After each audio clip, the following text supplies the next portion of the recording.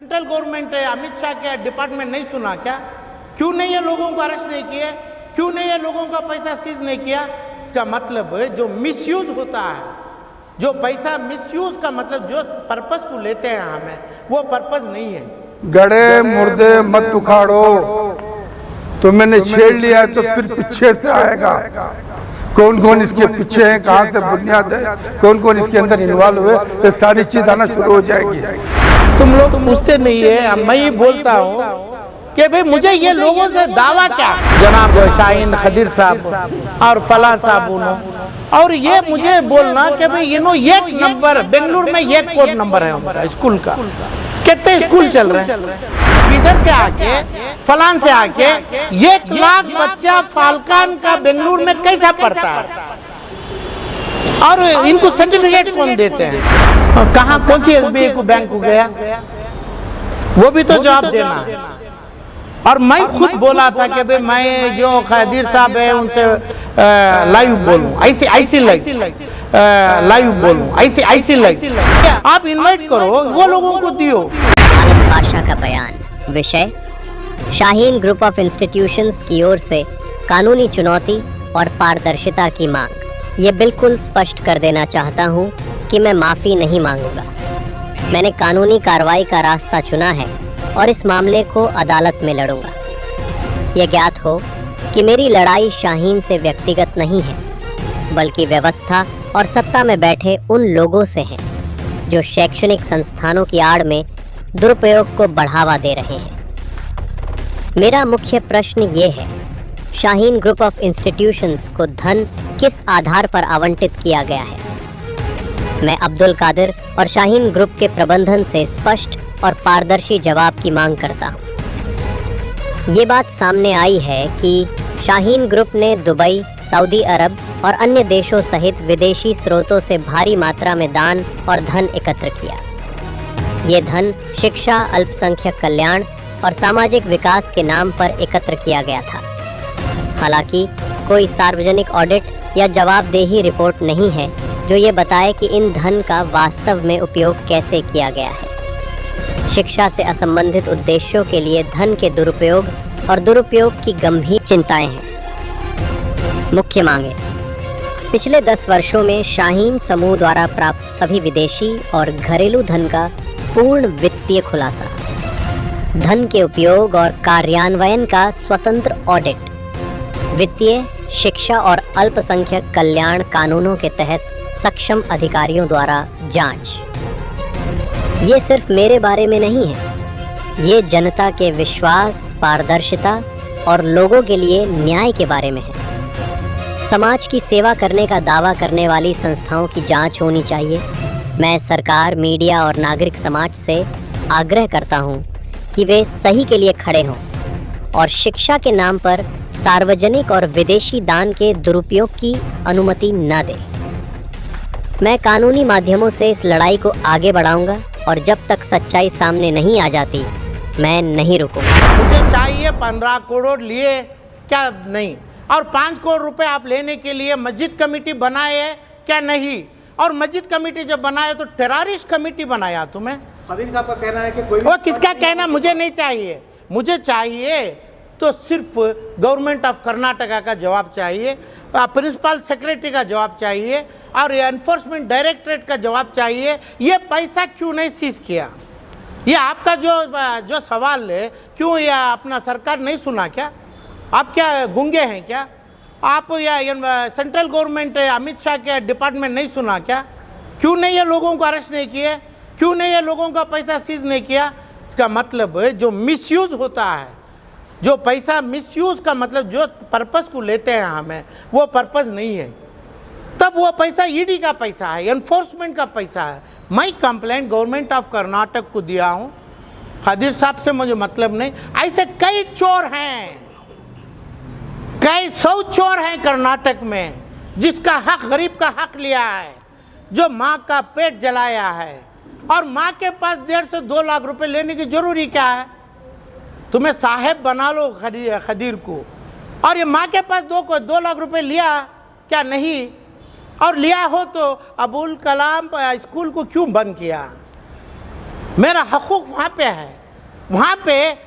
और मैं क्या हूँ लोग जानना ज़रूरी नहीं है, समझ गए। और मैं खुद अबुल कलाम से छोटी स्कूल में पढ़ा, ये जो तमाम देखता है ये आलम पाशा के नाम से है। तो क्यों नहीं आप अबुल कलाम में नहीं पढ़ाते, क्यों नहीं पढ़ाया?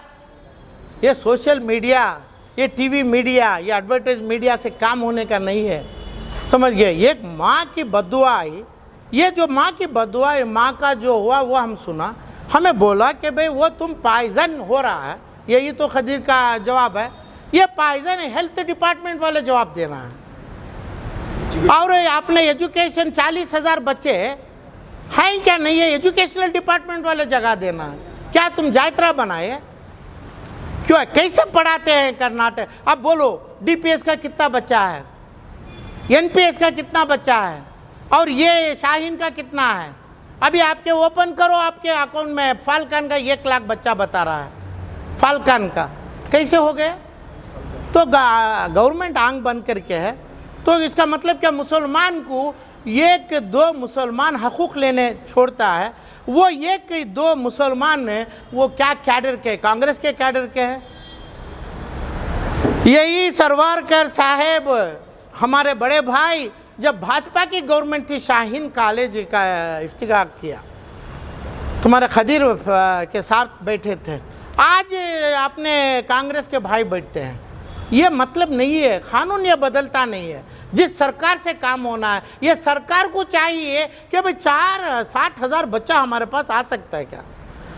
इन्होंने बोले ना 80,000 बच्चा, या आप बोले 110 इंस्टीट्यूशन में रहे, और मैं फलां अरब कंट्री में हूँ, सऊदी में है, मुझे ज़रूरी नहीं है।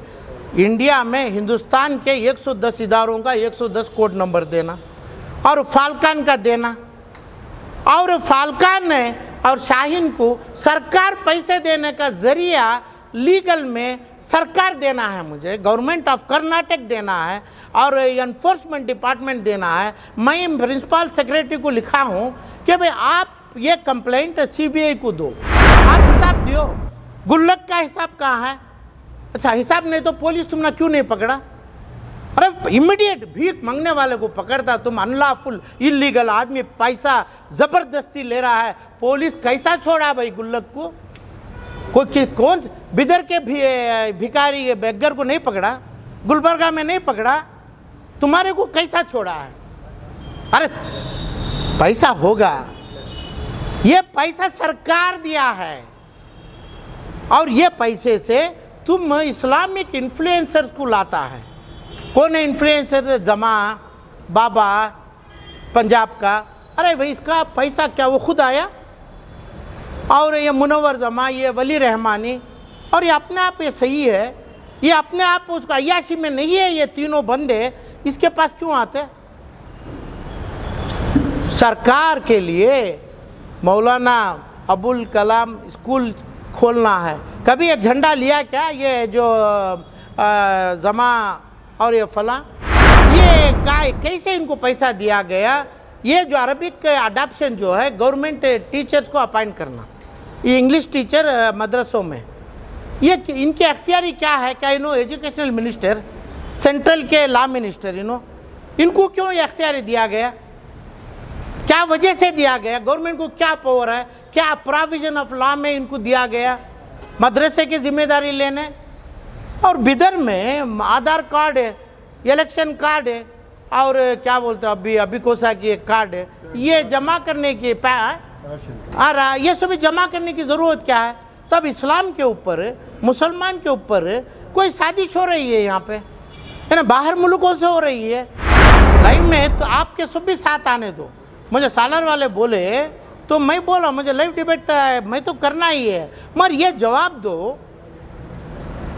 तो ये स्कूल का जो नंबर है, ये नंबर है किसका की नाम लेके तुम्हारे पास कहाँ से 1 लाख बच्चे आ गए, 60,000 बच्चे आ गए?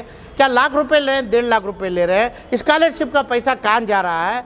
ये हरगिज़ मेरे बड़े भाई बोलते हैं वो उन्होंने नहीं बोलना है तो CBI officer, minority commission, minority का जो वेलफेयर डेवलपमेंट है, वो मोरारजी यानी ये जो कौन है मोकाशी जिलानी मोकाशी को के तरफ से बोलना है। तो ये जो दिया सही दिया क्या? मोकाशी को देने का पावर कहाँ है? अरे भाई पावर नहीं है, आलम पाशा बोल रहा है ना। अब ये कितना बड़ा कॉन्स्टिट्यूशनल राइट है ना, तो पावर है, आप बोलो ना।